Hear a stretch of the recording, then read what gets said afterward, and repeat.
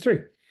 Okay, Amy said, should we have pricing for our coaching packages on our website? I know you suggest we filter as much as possible, so this could lend itself as another way to filter. Then the scarcity thought hits, and you worry that they'll see the numbers, not even bother booking a discovery call. I've heard coaches go both ways on these topics. I know you've got some brilliant thoughts on this. Well, thanks for the vote of confidence. I would personally. I would absolutely be putting the prices. I just don't even want to bother talking to somebody who isn't already sold. Part of this is coming from the thought that like maybe somebody's landing on your sales page cold. They don't know anything about you. And the sales page is the only thing that's going to persuade them, right? And then so they're reading, they see the price, they get sticker shock, and they're out. I just don't think that's the best way to think about it. Consider another approach. You develop a signature workshop and you tour it. You blow people's minds. People are like, wow, that was really amazing. They love it. They decide not to buy from you right now, but they find out that you've got this starter kit. So they join, they get the starter kit, and that deepens. It helps them take some more steps. And now they trust you more. They're getting more used to you. And now they're on your email list. They're getting emails. They start following you on social media. This goes on for 6 months, a year, 2 years, maybe. They're just kind of following you, and it's not the right moment in their life. And then things get really bad. And then they call you, or then they go to look at what you're offering. You see how if they come to the sales page with all that deep trust built, it's a different thing than imagining somebody coming cold to the web page. So this is why that we build all this trust. Now, also imagine this. You get endorsed to somebody's list from somebody they trust. And they say, look, this person isn't cheap, but they're fantastic. That handles a lot of the trust because it's not an issue of the price being so high exclusively.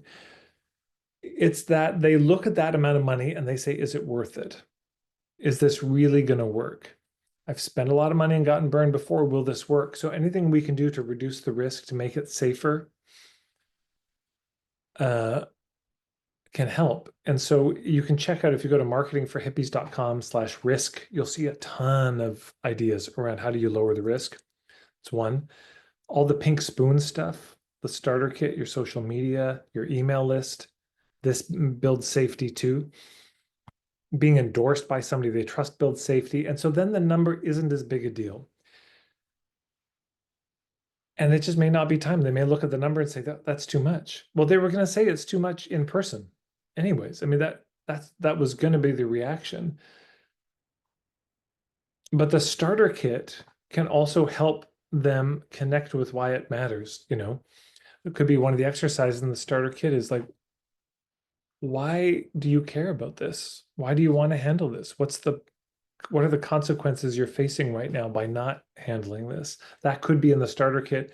That has them reconnected to, oh God, I do want to deal with this. I don't want to just put this off forever. So I don't see why.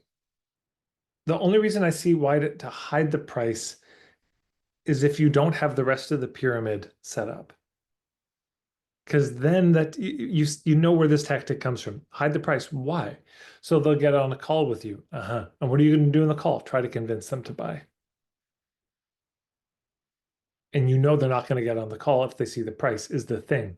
But the only reason they're not going to get on the call is because you don't have the rest of the pyramid set up. There's not the trust.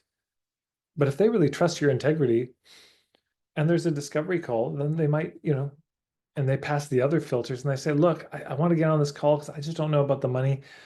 Also, you can be creative with people around the money. And you can mention that. You can say, look, there are creative ways we can do it. You could help them figure out ways to fundraise.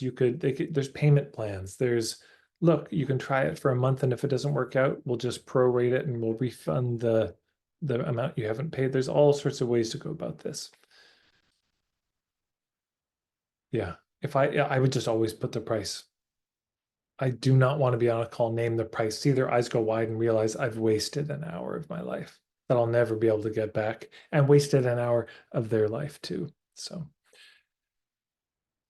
yeah.